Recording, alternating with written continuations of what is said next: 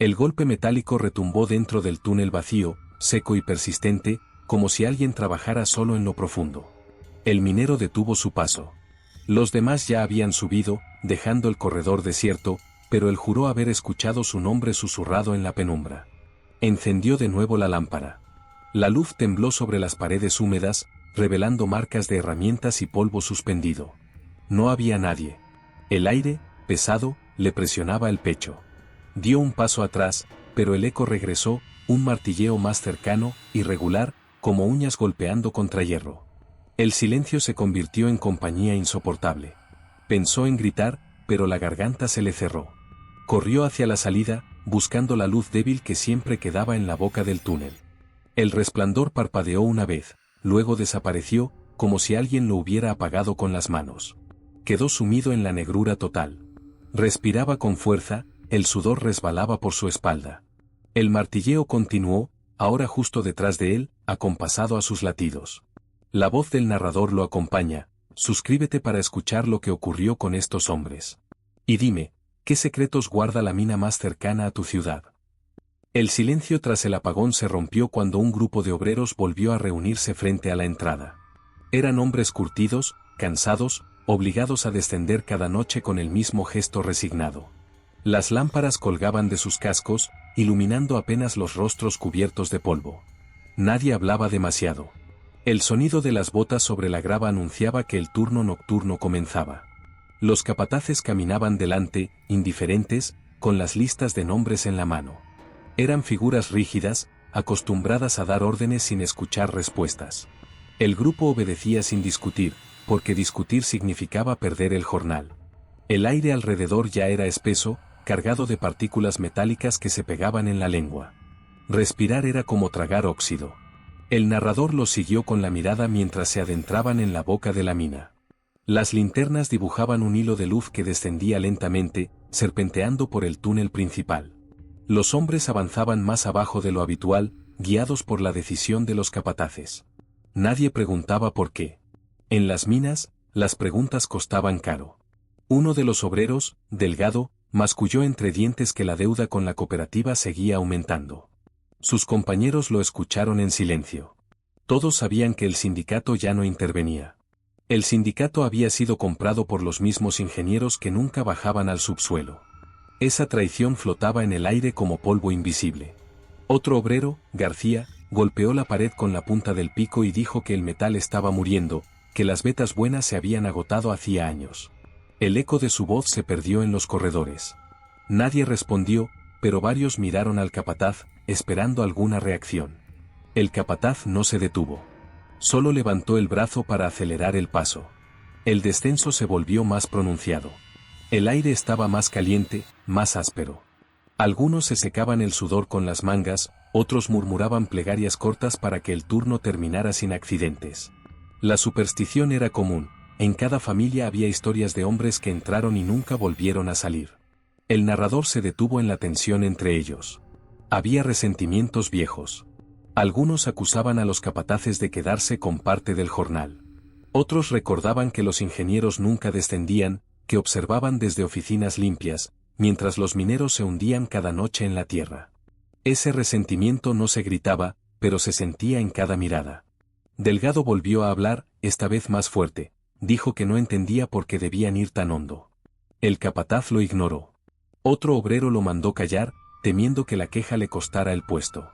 Los pasos continuaron, marcados, como un tambor de hierro. El túnel se abría en bifurcaciones.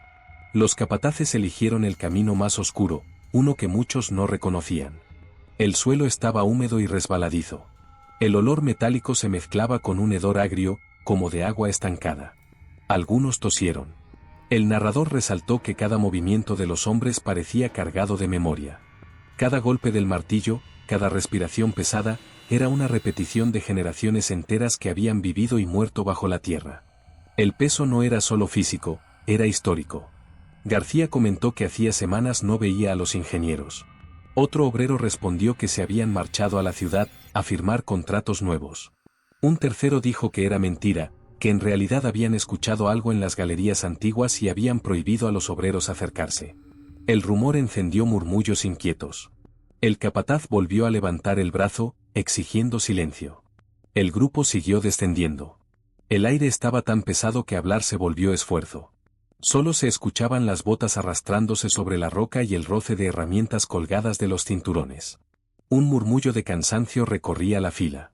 El narrador fijó la atención en las lámparas.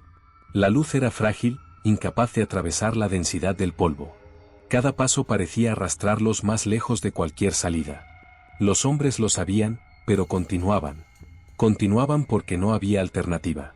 Uno de los más jóvenes, apenas 17 años, preguntó en voz baja si el camino llevaba a la galería nueva. Nadie respondió. El capataz lo miró con desprecio y le ordenó guardar silencio. El muchacho obedeció, tragando saliva. Los murmullos regresaron en otra forma. Algunos hablaban de deudas que jamás podrían pagar, de hijos enfermos, de viudas que pedían ayuda y recibían solo promesas vacías. Cada palabra pesaba más que la roca. Delgado dijo que el sindicato no era más que un fantasma. Otro obrero rió amargamente, asegurando que el sindicato se había vendido hacía tiempo. Nadie negó esa acusación. El descenso parecía interminable. El túnel se volvía más estrecho. Las lámparas iluminaban apenas la piel mojada de la roca, donde corría agua negra. El olor empeoraba. Uno de los hombres se cubrió la boca con un pañuelo. El narrador dejó claro que algo más acompañaba al grupo. No era visible, pero estaba allí, detrás de ellos, siguiendo cada paso. Los obreros no se daban cuenta, pero el aire cambiaba, vibraba con un ritmo ajeno al de sus botas. El capataz ordenó detenerse un momento para revisar las listas. Los hombres se apoyaron en las paredes, jadeando. Algunos cerraron los ojos, intentando recuperar el aliento. Fue entonces cuando se escuchó un roce leve, detrás del grupo. Delgado abrió los ojos de golpe. Preguntó quién había quedado atrás. Nadie respondió. Todos estaban presentes. El capataz contó rápido los cascos iluminados, el número era correcto. El sonido se repitió, más nítido. Era como un paso lento, arrastrado, que no coincidía con el movimiento de los demás. El grupo giró la cabeza al mismo tiempo, enfocando las linternas hacia el túnel vacío que acababan de recorrer. No había nadie. Solo polvo flotando en la penumbra. Un silencio tenso los envolvió. El capataz ordenó avanzar, con la voz más dura de lo habitual. Los hombres obedecieron, pero las miradas seguían clavadas en la oscuridad. El narrador concluyó con una imagen clara, el ruido continuó, un paso detrás de ellos, persistente, como si algo invisible caminara junto al grupo, marcando un compás propio, indiferente al miedo de los hombres. El ruido de pasos que no pertenecían a nadie siguió detrás del grupo hasta que llegaron a un cruce poco transitado. El aire allí era más denso, impregnado de humedad y polvo viejo. La luz de las lámparas apenas lograba penetrar en la oscuridad extendida como un velo interminable. Los capataces revisaron los pasajes y eligieron uno que casi nadie reconocía. Los obreros se miraron con desconfianza, pero obedecieron. El túnel descendía unos metros y se abría en un espacio irregular.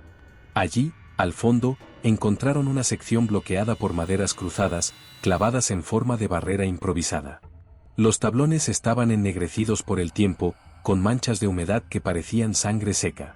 Sobre la superficie había símbolos tallados de manera rudimentaria, círculos incompletos, cruces torcidas, marcas hechas con manos temblorosas.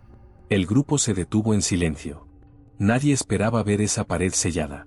Las linternas temblaban sobre los símbolos, devolviendo sombras inquietas que parecían moverse por sí solas. Delgado murmuró que esa parte estaba cerrada desde antes de que ellos nacieran. Otro aseguró que había escuchado historias de accidentes antiguos, de hombres que nunca fueron recuperados. El capataz se adelantó, levantó la lámpara y ordenó abrir el paso. Su voz sonó firme, sin dejar espacio a la duda. Algunos obreros retrocedieron, alegando que esa barrera estaba allí por una razón. Nadie podía explicar qué razón, pero todos lo sentían. Era una advertencia enterrada en la memoria colectiva, un límite que nunca debía cruzarse. García, sudoroso, preguntó si los ingenieros habían autorizado abrir esa sección. El capataz no respondió. Solo repitió la orden, golpeando con el puño el tablón más cercano. El eco se extendió por el túnel, multiplicado en un retumbar inquietante que no parecía extinguirse. Los hombres dudaron. El silencio se alargó hasta volverse insoportable. Entonces, el capataz señaló a dos obreros jóvenes y los obligó a levantar las herramientas. Temblorosos, comenzaron a desmontar las maderas, golpeando los clavos oxidados. Cada golpe resonaba como un lamento ahogado. El narrador siguió el movimiento de las tablas al caer. Con cada una que se desprendía, el aire cambiaba. Era más frío, cortante, como si desde el otro lado escapara un aliento antiguo. Los obreros lo sintieron en la piel, un escalofrío repentino que los hizo tensarse. Algunos se santiguaron en silencio, otros cerraron los ojos como esperando lo peor. Cuando el último tablón cayó al suelo, el túnel respiró de otra manera. Un olor indescriptible emergió, mezcla de hierro podrido, tierra húmeda y algo más, algo que ninguno de ellos podía nombrar. Ese hedor penetraba directo a la garganta, provocando náuseas inmediatas. La lámpara del capataz iluminó el interior. Era un corredor estrecho, cubierto de polvo espeso. La roca parecía distinta, más vieja, más oscura. El silencio allí dentro era absoluto, sin el eco habitual de la mina. Como si el sonido mismo se negara a entrar. Un obrero, con la voz entrecortada, dijo que vio algo moverse. Todos giraron la cabeza hacia él. Repitió que lo había visto, sombras dentro del corredor, sombras que no huían de la luz sino que avanzaban en dirección contraria, desafiando el resplandor de las lámparas. El grupo se estremeció. Nadie quería hablar, pero todos habían percibido un movimiento extraño. No era un error de la vista. No era cansancio. Era real. El capataz, endurecido, dio un paso dentro del corredor sellado. Los demás lo siguieron a regañadientes. El aire allí golpeaba como hielo. La respiración de los hombres se convirtió en vapor visible. Nunca antes habían sentido frío dentro de la mina. Era antinatural. Las linternas iluminaban restos de maderas podridas, herramientas oxidadas abandonadas hacía décadas. Una pala sin mango, un casco deformado por el tiempo, clavos que parecían haber sido arrancados con violencia. Todo estaba cubierto por una capa espesa de polvo gris, como si hubieran sido olvidados de propósito. El narrador remarcó que cada paso de los hombres era una profanación. Caminaban sobre huellas borradas, sobre una memoria que alguien había intentado enterrar. El frío se intensificaba cuanto más avanzaban.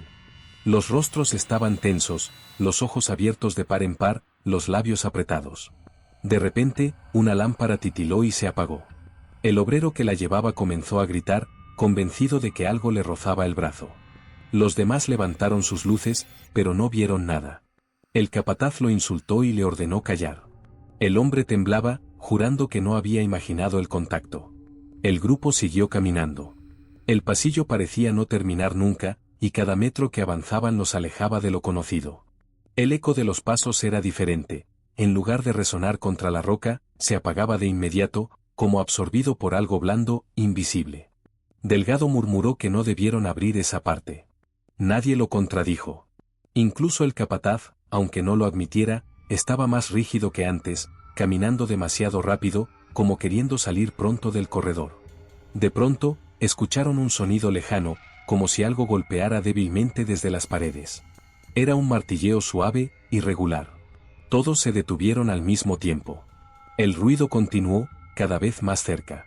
Un obrero cayó de rodillas, llorando en silencio. Otro apretó con fuerza el mango del pico, como si quisiera defenderse de algo invisible. El capataz intentó dar una orden, pero la voz le salió quebrada. El narrador detuvo la escena allí, un grupo de hombres atrapados entre su deber y el miedo, enfrentados a un corredor sellado por razones que ahora comprendían demasiado tarde. Frente a ellos, en la oscuridad que avanzaba contra la luz, las sombras se movían con una calma inhumana, como si esperaran pacientemente a que los hombres dieran un paso más. El martilleo suave que emergía de las paredes no cesaba. El grupo, inmóvil en el corredor recién abierto, no sabía si avanzar o retroceder. El aire estaba tan frío que cada respiración salía en nubes visibles. El capataz dio un paso adelante, dispuesto a desafiar el miedo de los hombres, cuando un estruendo repentino sacudió la galería. La roca cedió. Primero un crujido agudo, luego un rugido seco. Los tablones viejos estallaron como huesos. La tierra tembló bajo sus pies. Nadie tuvo tiempo de gritar una orden clara.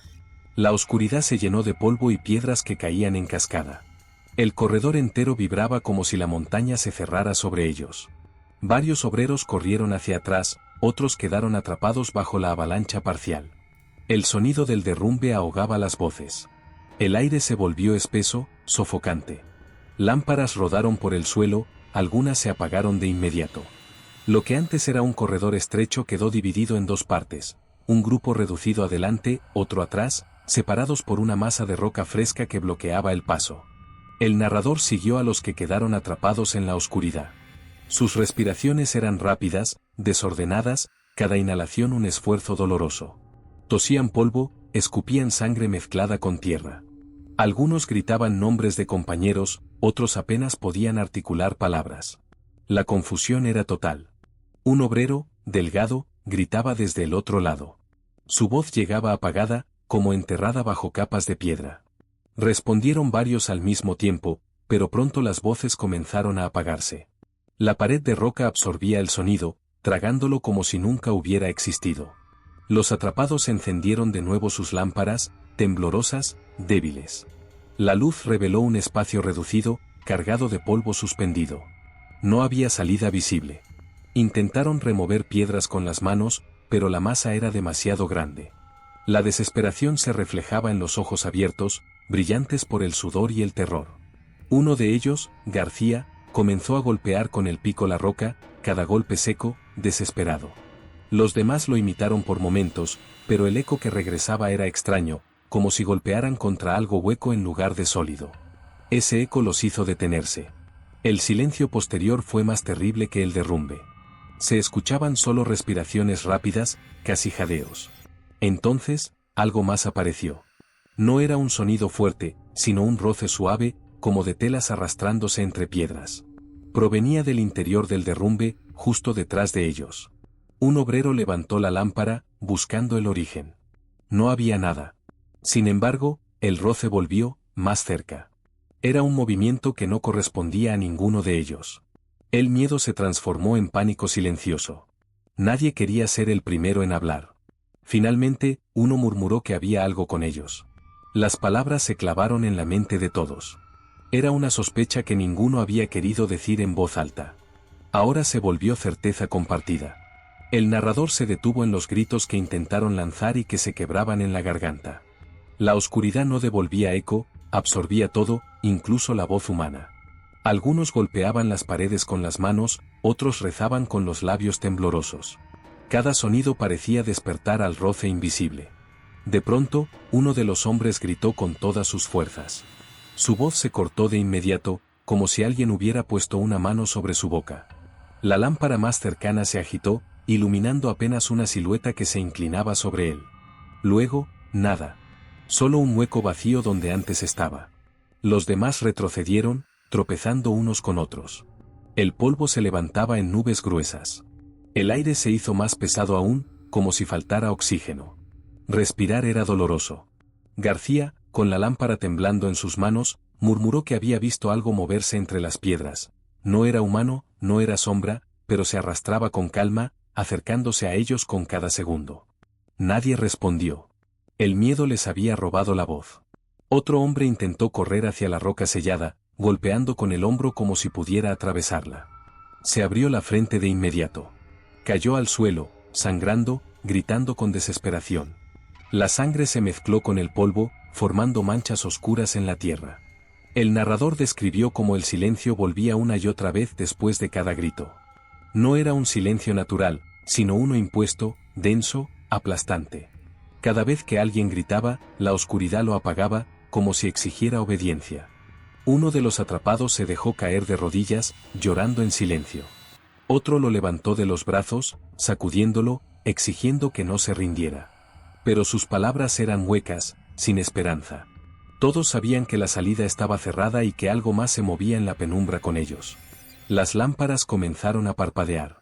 Una a una, la luz se volvía más débil. Los hombres se agruparon instintivamente, espalda contra espalda, rodeados por la negrura. El roce volvió a escucharse, ahora múltiple, como si varios cuerpos avanzaran entre los escombros. Delgado volvió a gritar desde el otro lado, su voz quebrada, exigiendo respuesta. García intentó responder, pero su voz se perdió, absorbida de nuevo. Era inútil. La conexión estaba rota. Estaban solos. El narrador fijó la atención en las respiraciones rápidas, en los ojos abiertos por el terror, en los cuerpos tensos esperando el siguiente movimiento. Cada latido era audible, cada inhalación se mezclaba con el polvo en el aire. El tiempo parecía suspendido, detenido en un instante interminable. De pronto, una piedra cayó sola desde el techo, golpeando el suelo con un eco hueco. Los hombres miraron hacia arriba al mismo tiempo. Vieron grietas que se abrían lentamente, dejando caer polvo sobre sus cascos. El derrumbe no había terminado. La montaña seguía cerrándose sobre ellos. Uno comenzó a reír, histérico, incapaz de detenerse. Otro lo golpeó para hacerlo callar, pero el eco de la risa aún flotaba en el aire, mezclado con el roce que se acercaba. La lámpara de García titiló una vez más. En ese instante breve, todos juraron ver siluetas negras, deforme, avanzando desde la grieta. Cuando la luz volvió, no había nada. El capítulo cerró con un último detalle. Los hombres, atrapados en la oscuridad, comprendieron que ya no estaban solos. Algo avanzaba entre ellos, invisible, paciente, respirando el mismo aire contaminado, esperando el momento exacto para hacerse presente. El polvo aún flotaba en el aire cuando el capataz alzó la voz. Su tono buscaba firmeza, pero se quebraba en cada sílaba. Ordenó calma, pidió silencio, exigió obediencia. Nadie lo escuchó. El derrumbe había roto algo más que la galería, había roto la fe que los hombres tenían en su mando. Delgado, con la cara tiznada de tierra y sudor, fue el primero en enfrentarlo. Señaló con el dedo tembloroso y gritó que el capataz los había llevado allí sabiendo lo que encontrarían. La acusación encendió a los demás. Murmullos de rabia se transformaron en voces altas. La penumbra se llenó de gritos. El capataz negó. Dijo que cumplía órdenes, que solo seguía el mapa entregado por los ingenieros. Sus palabras rebotaron sin fuerza. Los obreros lo rodearon, formando un círculo irregular de lámparas que parpadeaban, proyectando sombras largas sobre las paredes. Uno de los hombres, García, le lanzó el primer golpe. El casco del capataz absorbió parte del impacto, pero la sangre comenzó a correr por la ceja. Trató de responder, levantando el brazo, pero otro lo empujó contra la roca. El sonido de su espalda chocando con la pared resonó como un tambor seco. El narrador se detuvo en ese instante. Un grupo de obreros que, tras años de silencio obligado, por fin descargaban su ira contra quien los había guiado hasta el abismo. Era una violencia contenida, acumulada en deudas impagas, accidentes ignorados, promesas incumplidas. El capataz trató de hablar de nuevo. Dijo que esa galería había sido sellada hacía décadas, mucho antes de que ellos nacieran. Un obrero gritó que mentía. Otro lo tomó por el cuello, apretando con fuerza, hasta que otros lo separaron. El círculo era un hervidero de sudor, miedo y furia. Delgado escupió al suelo y gritó que había escuchado a su abuelo hablar de ese sello, que fue levantado en tiempos de guerra, cuando la mina servía para esconder hombres y cuerpos. Antes de la guerra del Chaco ya estaba cerrada, rugió, porque lo que había dentro no debía salir nunca. Las palabras encendieron un silencio breve, denso. Las lámparas titilaron como si respondieran al eco de esa revelación. Todos sabían que en sus familias circulaban historias viejas, casi prohibidas.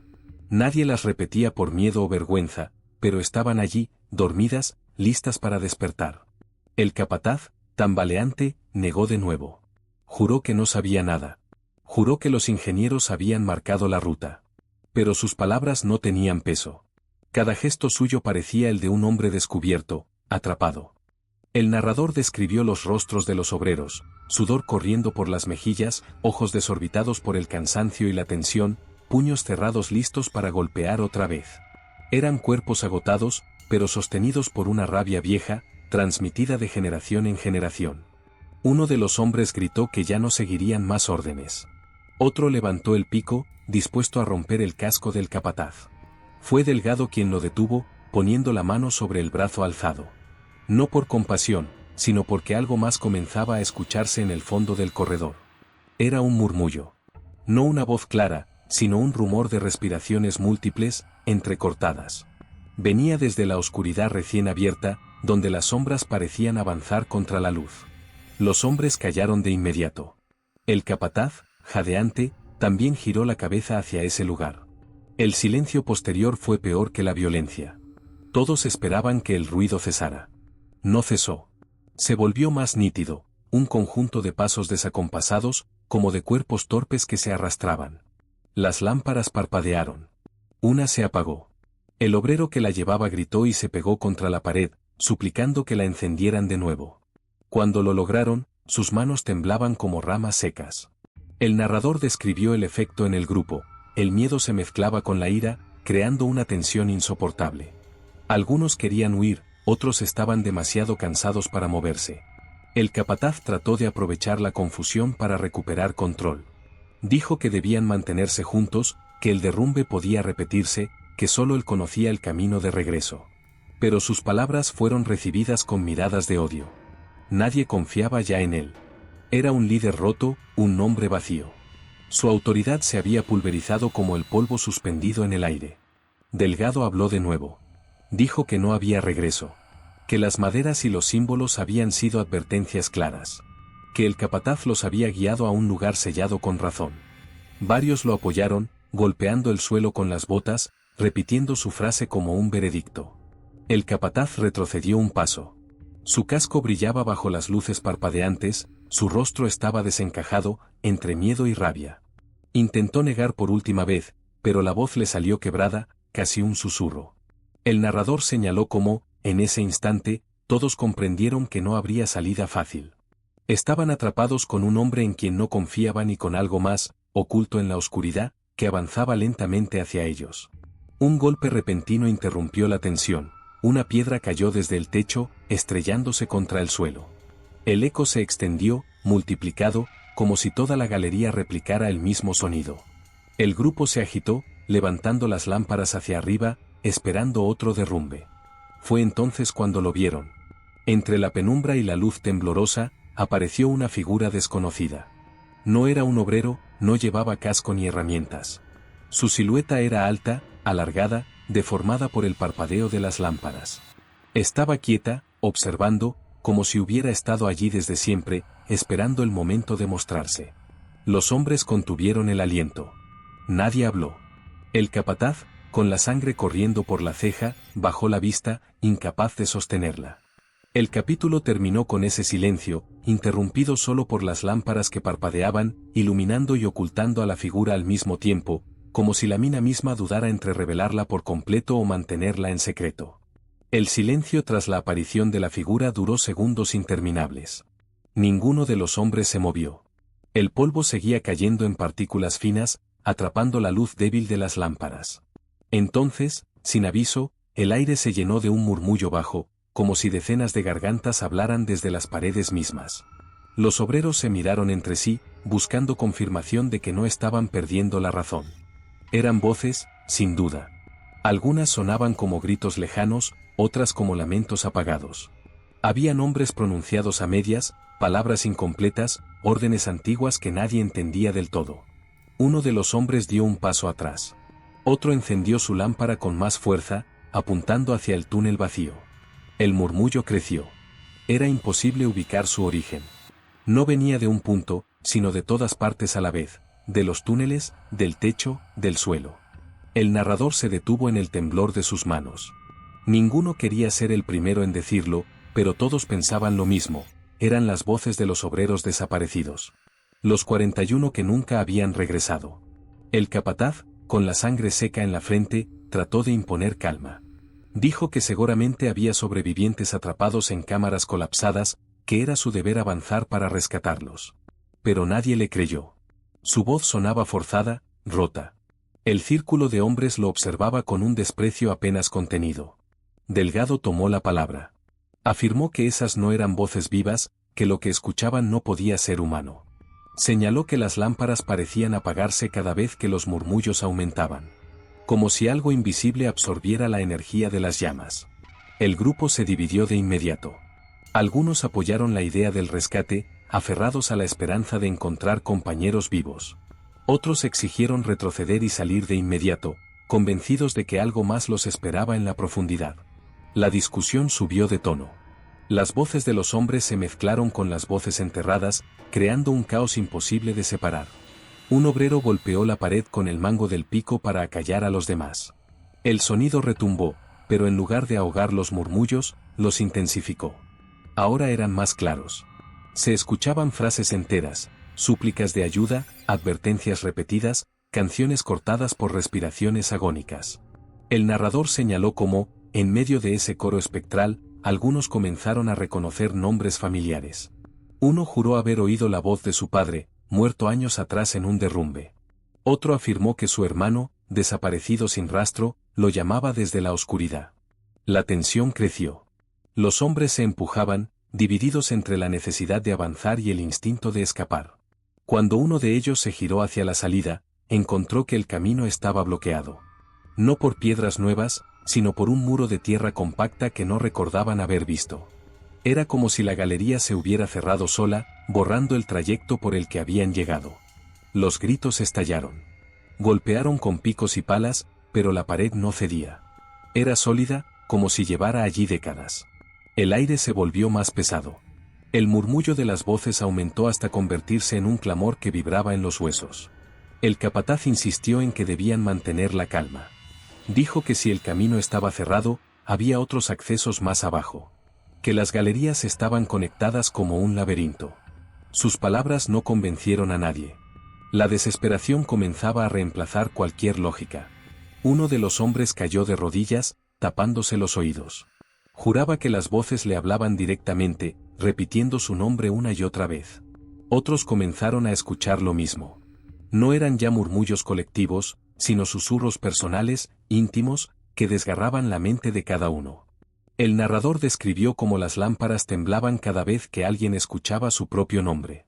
Era como si las presencias jugaran con ellos, atrayéndolos hacia la oscuridad más profunda.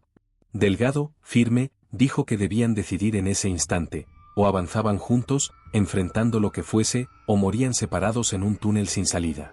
Su voz, aunque tensa, fue la única que logró cortar el caos. Por unos segundos, los murmullos parecieron calmarse, como si también esperaran la decisión.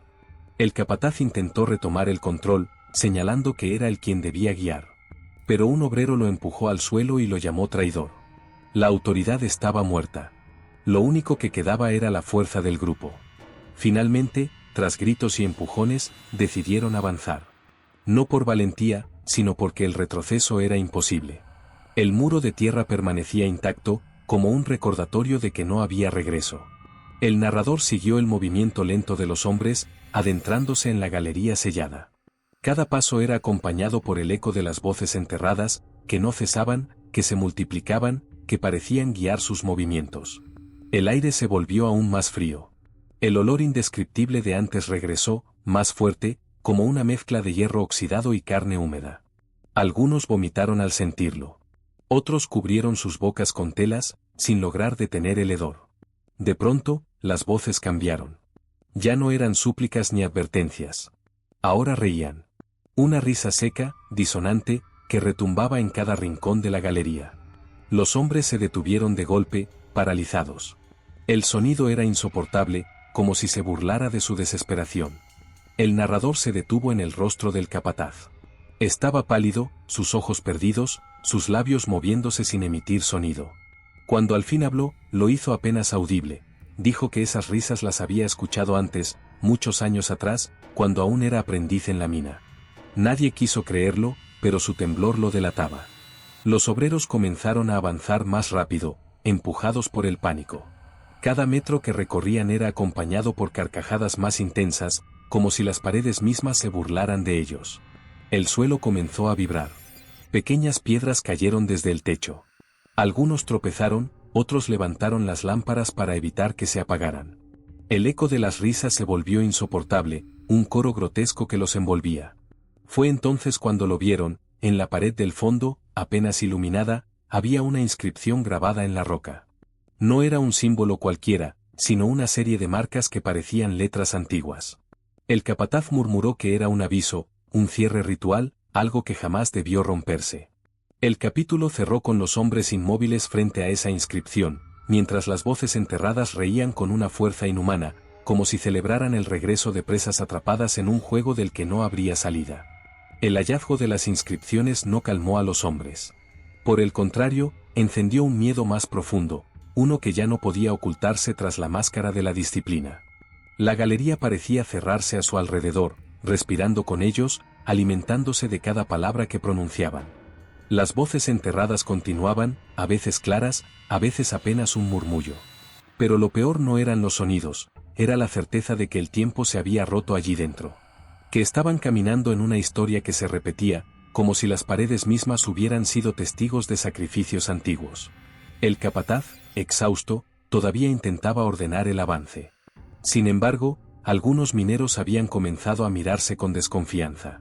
No eran ya un grupo unido por el trabajo, eran individuos cercados por el miedo, cada uno midiendo la vida de los otros como si fuese un peso adicional que dificultaba la salida.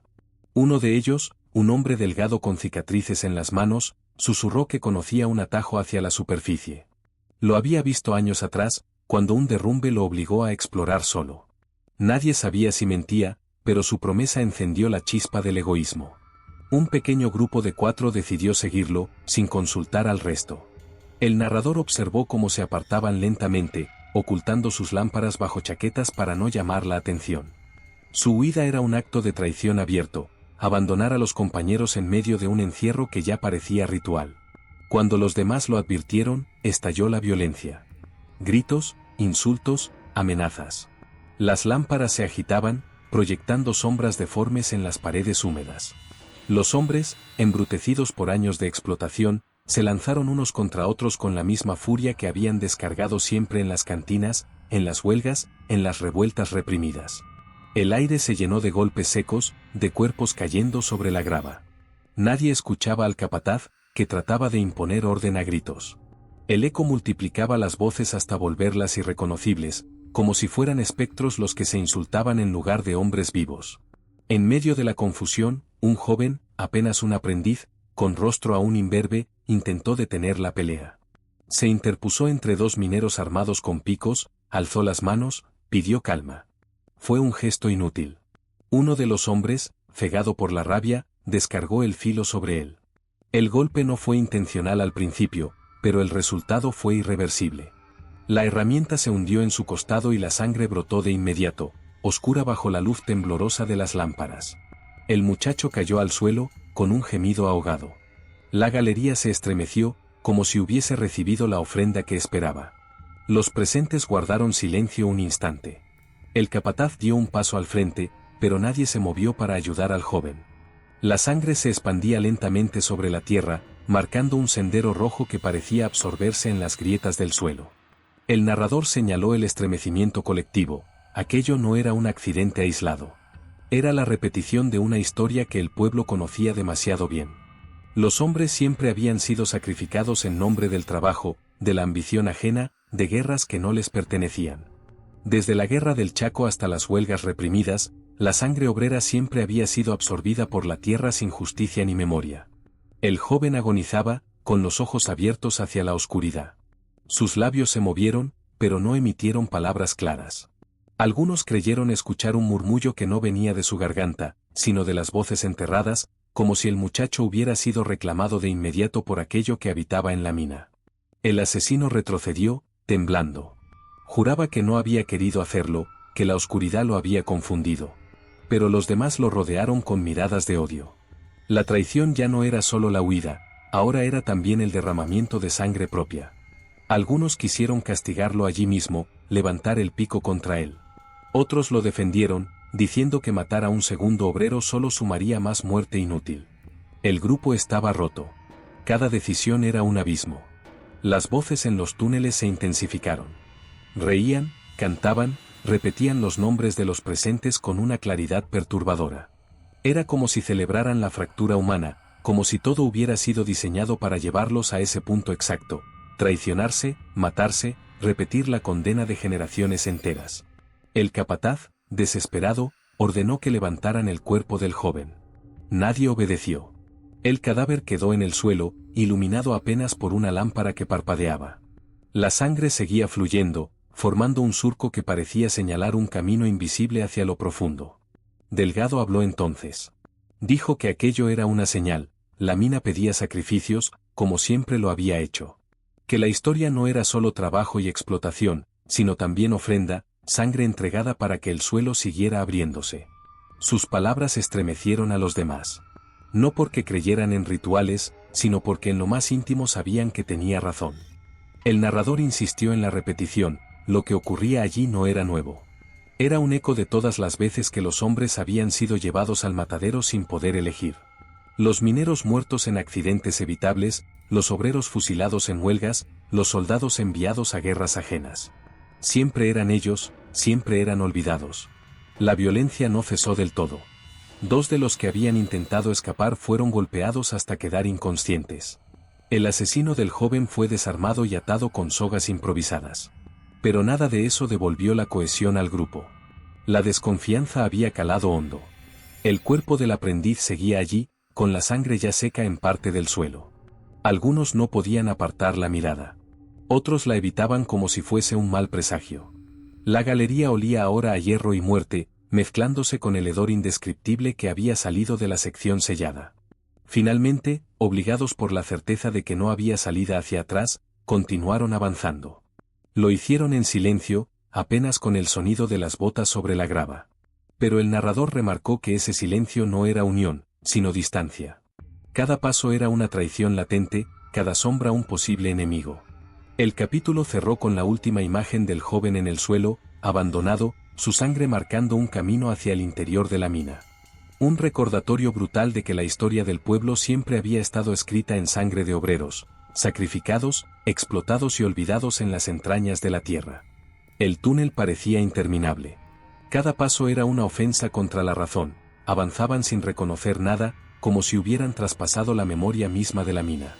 Las vigas eran más viejas, ennegrecidas por el humo de lámparas que no podían ser de ellos. El aire se hacía más frío y el silencio, más espeso, apenas roto por el goteo intermitente de agua que descendía desde las grietas del techo.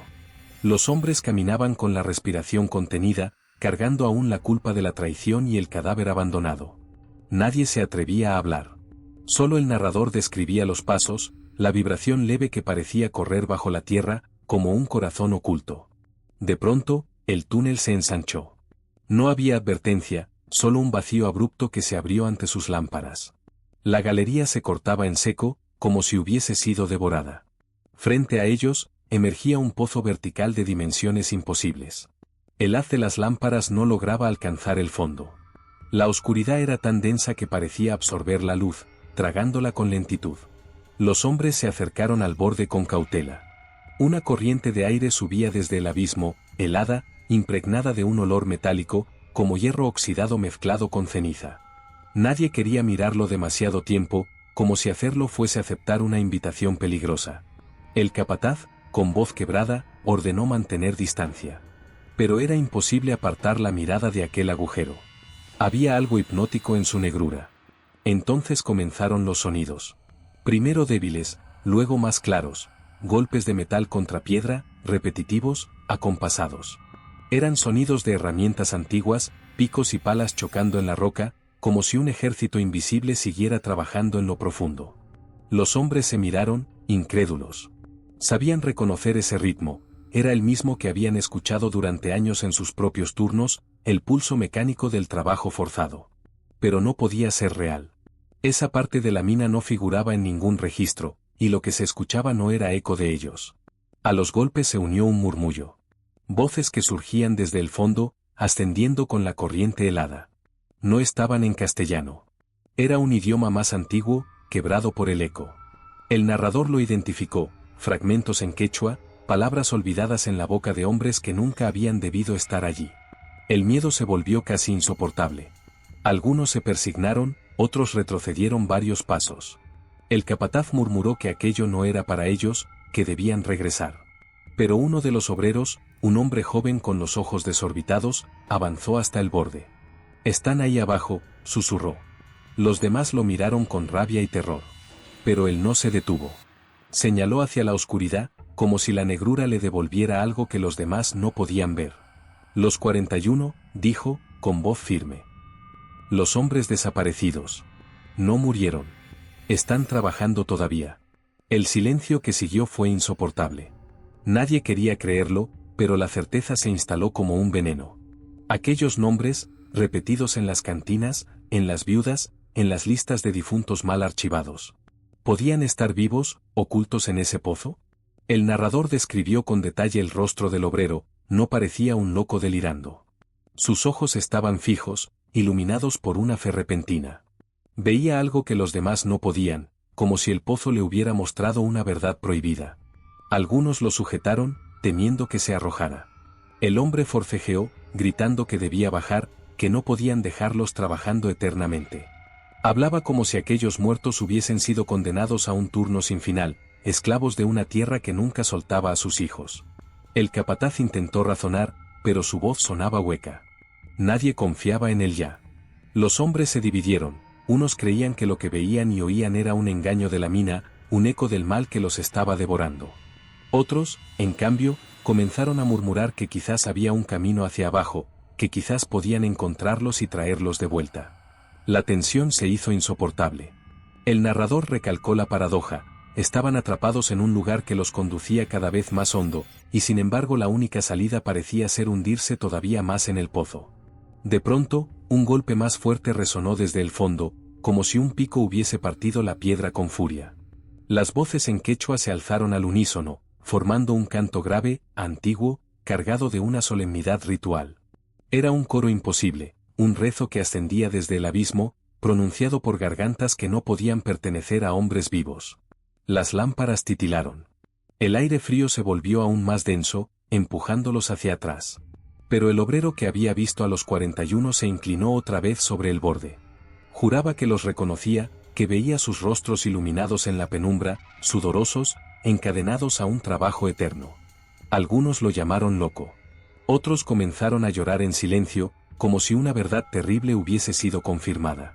La idea de que los muertos no descansaban, sino que continuaban trabajando para siempre en el vientre de la tierra, era peor que cualquier maldición. El capataz, desesperado, ordenó abandonar el pozo. Pero nadie lo escuchaba ya. El grupo estaba dividido entre los que querían lanzarse en busca de los desaparecidos y los que buscaban alejarse de aquel agujero imposible. El narrador observó el derrumbe moral con frialdad. No se trataba solo de miedo. Era la repetición del destino obrero, condenado a un trabajo interminable, incluso más allá de la muerte. Un castigo tan real como el hambre, tan eterno como las deudas heredadas. Finalmente, un temblor recorrió las paredes. El suelo vibró bajo sus pies y un fragmento de roca se desprendió, cayendo en el pozo. Tardó varios segundos en golpear el fondo. Cuando lo hizo, el sonido no fue de piedra contra piedra, sino de un grito humano, como si hubiese herido a alguien que trabajaba allí abajo. Los hombres se paralizaron. Las voces cesaron al instante. El silencio se cerró sobre ellos con un peso insoportable. Solo quedaba el eco de aquel grito, repitiéndose, multiplicándose, como si fuese arrastrado por corredores infinitos. El obrero que había visto a los 41 cayó de rodillas, llorando, convencido de que los habían herido. Los demás retrocedieron, sabiendo que cualquier movimiento podía desatar algo aún más monstruoso. El capítulo cerró con la imagen del pozo, negro y abierto, respirando un aliento helado. El narrador dejó claro que aquel abismo no era solo un hueco en la mina, era el corazón mismo de la tierra, un lugar donde los vivos y los muertos se confundían, y donde el trabajo eterno continuaba más allá de toda tumba. Nadie supo cuándo comenzó. Fue un detalle mínimo al principio, una confusión apenas perceptible. Uno de los obreros levantó su reloj de bolsillo, buscando consuelo en las manecillas metálicas, pero estaban quietas. No era que marcara una hora imposible, simplemente habían dejado de moverse. El segundero estaba detenido, inmóvil, como si se hubiera agotado el tiempo mismo. El hombre lo agitó, golpeó contra la palma de la mano. Nada. Otros sacaron los suyos. Todos iguales, congelados. Eran relojes viejos, algunos heredados de padres ya muertos, otros comprados con meses de salario. Ninguno funcionaba. El capataz trató de restarle importancia, murmurando que la humedad los había dañado. Pero la voz le temblaba, y nadie le creyó. El narrador observó el gesto de los hombres. No era solo desconfianza, era el descubrimiento de que el tiempo en esa mina ya no obedecía las reglas del mundo exterior. Al principio pensaron que había pasado una hora, tal vez dos desde el hallazgo del pozo. Pero pronto la discusión se volvió frenética. Algunos juraban que habían caminado durante días, sin descanso, arrastrando las botas y los huesos como espectros. Otros insistían en que todo había ocurrido en apenas unos minutos, como un parpadeo. Las lámparas de carburo, sin embargo, continuaban encendidas. Y esa era la contradicción más terrible. Si el tiempo realmente hubiera corrido, el gas debería haberse consumido. Pero la llama seguía ardiendo con una calma imperturbable, como si fuera alimentada por algo más profundo que el metal de sus tanques.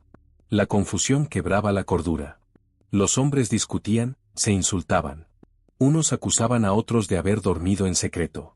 Algunos decían haber escuchado campanas lejanas, señales de un amanecer que nunca llegó. Otros, con los ojos inyectados en sangre, aseguraban que la noche se había extendido sin fin, que llevaban allí abajo una eternidad. El narrador se detuvo en las miradas, había en ellas un reflejo hueco, como si cada hombre estuviese atrapado en un reloj personal, con manecillas invisibles que giraban a un ritmo distinto al de los demás. Fue entonces cuando comenzaron las presencias. No se vieron de inmediato. Primero fueron ruidos, pasos lentos que no correspondían a ninguno del grupo. Resonaban entre los túneles con una cadencia pesada, arrastrando algo, como cadenas o herramientas oxidadas. El capataz ordenó formar un círculo. Pero no había forma de cubrir todos los corredores. La mina parecía multiplicar sus pasajes, como si de la oscuridad brotaran nuevas bocas negras que respiraban alrededor de ellos. Un obrero, desesperado, gritó nombres conocidos. Su voz se perdió, absorbida por la piedra. La respuesta llegó en un murmullo, su propio nombre, devuelto desde el vacío, pronunciado con un tono burlón, como un eco deformado. Los hombres se miraron, aterrados. No era la primera vez que la mina repetía sus voces, pero ahora lo hacía con una intención clara. Cada palabra parecía torcida, como si un segundo narrador invisible relatara sus movimientos en paralelo. El narrador describió el cambio, los hombres comenzaron a caminar más rápido, temiendo mirar atrás. El suelo estaba cubierto de huellas, pero no todas eran suyas. Algunas parecían más profundas, más grandes, impresas por botas que no correspondían a los vivos. El tiempo se disolvía más y más. Un hombre afirmó haber visto pasar el amanecer dentro de su lámpara, juraba que la llama se había teñido de un azul celeste, como el cielo exterior, antes de volver al naranja. Otro aseguraba que su barba había crecido varios centímetros en un instante. Nadie pudo comprobarlo. En medio de esa confusión, comenzaron a sentir hambre y sed. Pero no podían decir si habían pasado horas, días o semanas. Algunos mascaban trozos de cuero de sus botas, convencidos de que habían ayunado demasiado tiempo. Otros reían, afirmando que acababan de desayunar con sus familias y que todo era un mal sueño. La mina se burlaba de ellos con juegos crueles. A veces escuchaban pájaros, como si el amanecer estuviera a punto de romper sobre sus cabezas. Pero cuando levantaban la mirada, solo encontraban piedra y vigas podridas. En otras ocasiones sentían frío de madrugada, seguido por un calor seco como el mediodía. Sus cuerpos sufrían estaciones enteras en cuestión de minutos. El narrador detalló la fractura de las mentes. Un obrero se arrancó las uñas contra la pared, convencido de que la piedra ocultaba relojes enterrados. Otro se cubrió los ojos con trapos, negándose a ver, afirmando que mientras no mirara, el tiempo se detendría. El capataz intentó mantener la disciplina. Pero ya nadie obedecía. Sus órdenes se perdían en la oscuridad, engullidas por un silencio denso. El liderazgo había muerto junto con las manecillas de sus relojes. Y entonces ocurrió lo peor. Un obrero que iba en la retaguardia se detuvo, temblando. Aseguraba haber visto a su hermano muerto caminar junto a ellos, con la cara cubierta de polvo y sangre seca. Los demás giraron, apuntando las lámparas hacia la oscuridad. Por un segundo, todos lo vieron, una figura delgada, en silencio, con el casco torcido y las manos destrozadas. Caminaba entre ellos como si nunca hubiera dejado de pertenecer al grupo. Algunos gritaron, otros cayeron de rodillas. La figura no hablaba, pero sus labios se movían, repitiendo palabras invisibles. El narrador recalcó que no fue una alucinación compartida, cada hombre lo describió con los mismos detalles. La mina les estaba devolviendo a los muertos, uno por uno, como presencias silenciosas que caminaban a su lado. Desde ese instante, la frontera entre vivos y muertos se borró. A veces veían sombras adelantarse por el túnel. A veces sentían manos rozarles los hombros. Los sobrevivientes comenzaron a contarse una y otra vez, desesperados por asegurarse de que no hubiera rostros extraños en el grupo. Pero siempre el número variaba, a veces eran 10, a veces 15, a veces apenas 3. El tiempo ya no era un río, era un pantano en el que se hundían sin remedio. La noche era interminable, y en su interior se mezclaban horas, días y siglos. El capítulo cerró con el narrador deteniéndose en una imagen brutal, los hombres, agotados, rodeados por presencias invisibles, comprendiendo que no importaba cuánto resistieran. Allí dentro, el tiempo era un verdugo sin rostro, y cada segundo, o cada eternidad, los acercaba un poco más al olvido. El hallazgo fue casi un accidente. Tras incontables pasadizos, después de discusiones y golpes, un pequeño grupo de sobrevivientes tropezó con un corredor que no recordaban haber visto antes. Estaba inclinado hacia arriba, como si la propia tierra quisiera ofrecerles una salida. El aire allí era distinto. Más liviano, menos cargado de polvo. Un rumor de viento, débil pero perceptible, rozaba los muros. Los hombres se miraron con incredulidad. Nadie necesitó decirlo, podía ser el camino hacia la superficie. Caminaron en silencio, con las lámparas temblando en sus manos. El narrador observaba el cambio en sus rostros. Donde antes había miedo, surgía un destello de esperanza, un brillo casi infantil. Por primera vez en lo que parecía una eternidad, respiraron con un ritmo más lento, como si el pecho recordara lo que era confiar. Avanzaron durante lo que juraron fueron horas, aunque el tiempo ya no tenía sentido. Cada paso los acercaba a una claridad difusa que se abría al final del túnel. La roca se transformaba, menos húmeda, más clara, casi terrosa. El suelo ya no estaba cubierto de huellas antiguas, sino de grava suelta, como si realmente ascendieran. Al llegar a la salida, varios cayeron de rodillas. Otros dejaron escapar risas quebradas, entre llanto y delirio. El capataz, agotado, levantó la lámpara hacia la abertura. Un resplandor extraño parecía filtrarse desde afuera. Y entonces, salieron. Lo que encontraron no fue el pueblo. No fue la plaza polvorienta, ni las casas bajas, ni los cerros que solían recortar el horizonte. No hubo cielo azul ni sol. Solo un paisaje interminable, gris y negro, donde la tierra estaba cubierta por ceniza seca, y el aire, aunque más liviano, olía a hierro oxidado. El horizonte no existía, todo se perdía en una bruma espesa, inmóvil. Sobre sus cabezas no había cielo alguno, sino un techo oscuro, como una piedra sin límites, que se extendía hasta donde alcanzaba la vista.